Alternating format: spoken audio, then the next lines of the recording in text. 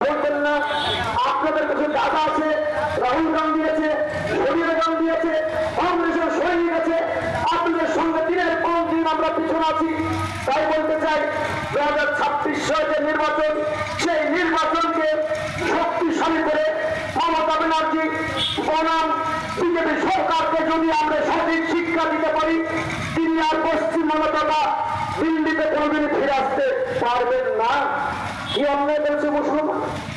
নাম দেখলে আপনার অফিসে ভুলে গেছে, কারণ মুসলিম তো শিক্ষিত নয়, বানান জানে না, ন্যারেশন জানে না, আর্টিকেল জানে না, প্রিপোজিশন জানে না, ভলিউম শেখানো হয় না, কনজাংশন শেখানো হয় না। এরা কি জানে, কি বুঝে? সাধারণ মানুষ।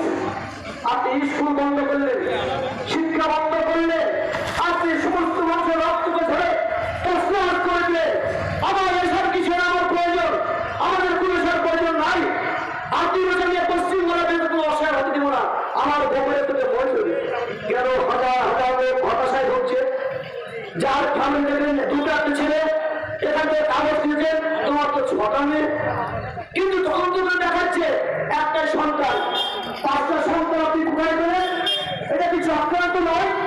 এটা কি রাজনীতির ভাব